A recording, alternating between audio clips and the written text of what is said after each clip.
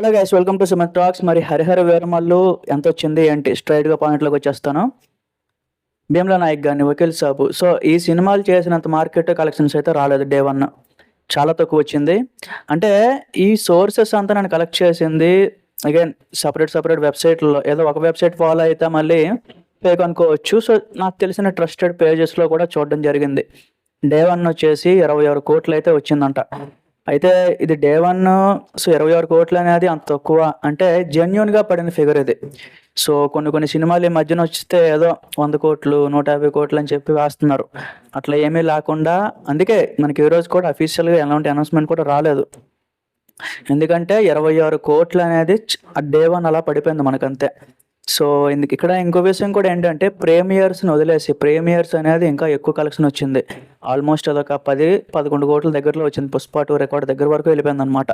మరి day one అయితే చూసుకుంటే ఆంధ్రప్రదేశ్, తెలంగాణ, తమిళనాడు ఇలాంటి పాన్ ఇండియా ఫిలిం ఇది. సో అక్కడక్కడ చూసుకుంటే హిందీలో అయితే అట్టర్ ఫ్లాప్ అనమాట.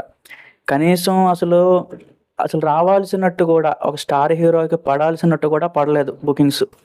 తమిళ్లో కూడా ఇంకంతే. సో కన్నడ ఇంక వదిలేయండి. ఇక్కడ ఎక్కడైనా ఆడింది అంటే తెలుగులో ఒక్క దగ్గర ఆడింది, పర్వాలేదు. అది కూడా ఏదో ఫ్యాన్స్ ఫస్ట్ 2 షోలు, బెనిఫిట్ షోలు, ఎర్లీ మార్నింగ్ షోలు ఇవన్నీ పడ్డాయి. మళ్ళీ సెకండ్ షో వచ్చేపాటికి కొంచెం మళ్ళీ డ్రాప్ పడింది అనమాట. ఆ రకంగా డే వన్ అయితే 26 కోట్లు అనేసి వచ్చింది. ఇది కూడా నేను మీకు ఎలా వచ్చింది అంటే ఒక స్క్రీన్ షాట్ మీకు చూపిస్తున్నాను. సో ఇదంతా కూడా ఒక ట్రస్టెడ్ సోర్సెస్ అనమాట. మరి డే 2, డే 3 ఇలా కంటిన్యూ అవుతుందా లేదా అనేది మనం ఇంకా చూడాలి. ఎందుకంటే ఆల్రెడీ చాలామంది పనిగట్టుకొని సినిమా ఫ్లాప్ అయింది అని చెప్పి చాలా వరకు రుద్దారు. సో విఎఫ్ఎక్స్ బాగాలేదు, అది బాగాలేదు, ఇది బాగాలేదు అని చెప్పి. కోర్స్ విఎఫ్ఎక్స్ అనేది చాలా బ్యాడ్ ఉంది, చాలా వర్స్ట్ ఉంది అసలు. ఈవెన్ ఆచార్య ఆ ఫేస్ కట్ చిరంజీవి గారిది ఉంటుంది కదా, అది ఇంకా బెటర్ అనిపించింది దీనికన్నా. సో ఇంకా జరిగిపోయింది ఇంకంతే. మరి డే 2, డే 3 అలాగే స్ట్రాంగ్ హోల్డింగ్స్ వస్తే ఇంక మనకి వీకెండ్స్ కాబట్టి సాటర్డే చాలా బుకింగ్స్ పడవచ్చు, సండే ఇంకా చాలా బుకింగ్స్ పడవచ్చు.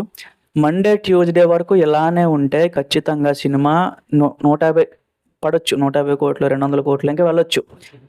లేదు ఇంక సండే కల్లా డ్రాప్ అయిపోయింది అంటే ఇంకేం చేయలేము. ఎందుకంటే నెక్స్ట్ వీక్ మన కింగ్డమ్ సినిమా కూడా ఉంది కదా, అక్కడ కూడా మళ్ళీ వచ్చే అవకాశం ఉంది. వాళ్ళు కూడా డామినేట్ చేసే అవకాశం ఉంది కాబట్టి.